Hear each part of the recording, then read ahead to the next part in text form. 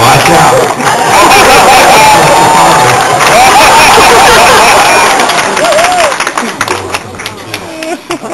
Yes, all the way in the back, go for it.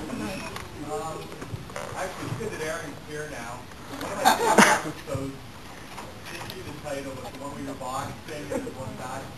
Unfinished business. See that takes more of Bruno drama, gives us some tough love, and that's you on the show. So I like that with you and Aaron and the rest of the cast. Also wanted to bring up, huge Blade Runner fan, love the origami. What I wanted to ask you, is you and Michael Hogan have excellent chemistry. Offset, you friends as well? Big time. No, with everyone. This became something else, okay?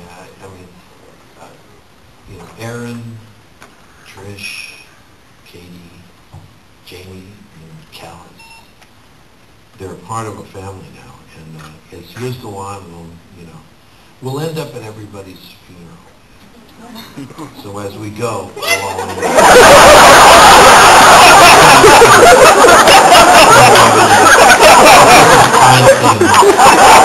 I can hardly wait for mine. Imagine that one. Yes, Dan! Yeah! Come on, it's the party! He doesn't have to worry, man. He's a Cylon.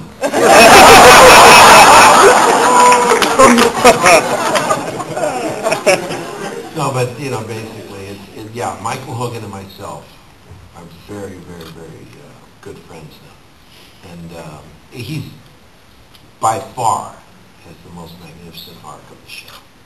But, I mean, nobody expected this one to turn around like this. I think his character just goes right through the rough. The last season, all these guys all the silence go right through the rough. And they should, rightfully they should. That's where I think Ron was the most effective in really making us see first the differences and the incredible hatred, and then the trying to understand it, and most importantly what happens at the end, which you guys will see. It's breathtaking, to be honest with you. Yes, right there in the back. Oh, right there. Go ahead. Yes. Hi, Mr. Olmos. Thanks for coming by. You find with directing and acting, do you get a lot of experience from your Blade Runner days and it applies to today? Oh yeah, Blade Runner was probably the single most effective piece of work I had done up to that point. It was 1980, and working with Ridley was a true blessing, especially the relationship to him and Decker. And Harrison Ford and him, it was monumental. The relationship they had was a real hate fest. They really went at each other, big time. And at the same time, they were just very professional, and they did what they had to do. What I learned in that time period was really the strength of story. Ridley Scott is truly a great storyteller, and one of the giants, and a great production designer. That's really what his class is. So I learned a lot about that, a lot about style and production and all of that. It was great. It helped me out immensely. I'm very grateful. And of course, he was very strong. He was very confident because he allowed me to bring in my own sense of what realities I was bringing into play.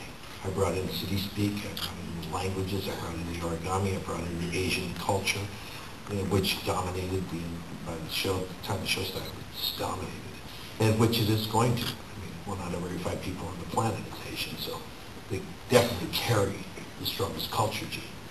So basically he was very, very strong with that. I mean, when he got the origami, when we got to the end and he put the little piece in there, I said, right on, really? You did it, man. Because, I mean, basically, Harrison, like Michael Hogan, like, Aaron and a lot of the people, basically those two, he thought, I am not a replicant. And he never played it. He says, I never played it. He says, that's why you are one. It's exactly, and most of us didn't really catch it at the very beginning. It was just so masked, that he was a replicant. And I was the only Blade Runner in the movie. So it was really hard for a lot of people to take.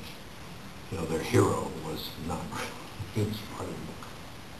people he was chasing. So it became something else. And I think now that it's got to 25 years and the final cut and everything else, I think people are finally saying, wow, I get it. I get it. What he was trying to say, where he was going. Yes, go ahead. Probably not getting a little dry. Go ahead. I love your work on iRobot, by the way. The guy behind the guy behind the guy? Yeah.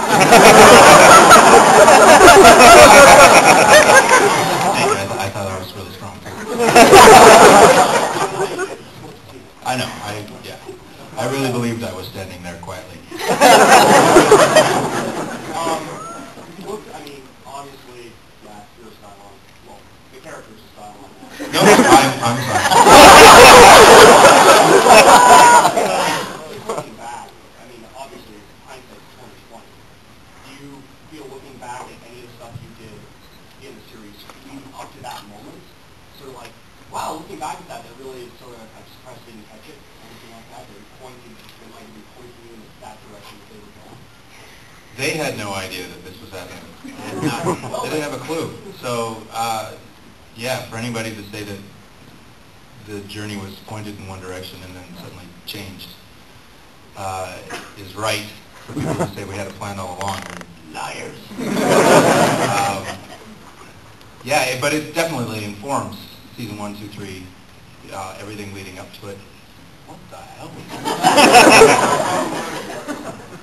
Wrong show. It was, yeah, it's a really interesting thing. I immediately looked back and thought, well, what the hell does this mean for everything that we've done? And then about the baby.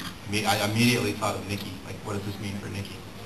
So, yeah. Who, I had no clue about all of the other stuff. It was complete left field. They were, they literally stuck up pictures on a wall and went, how about these 5? No, how about these 5? How about these? Well, this is interesting. Ooh, the fans will hate this. Let's do that. And that's how they came up with the final 5. They literally sort of just went through a checklist and yeah, it's a very, very interesting. Wait till you see who the 5th one is.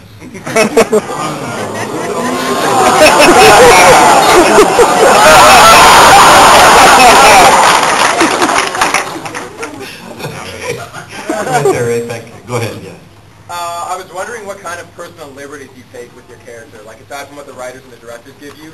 Like I heard that early on in the season there was that episode where you're just eating out of a massive bowl of pasta, and you're like, your answer to that was, Adama eats pasta. Eddie does the crack Eddie wants to do. There's your answer.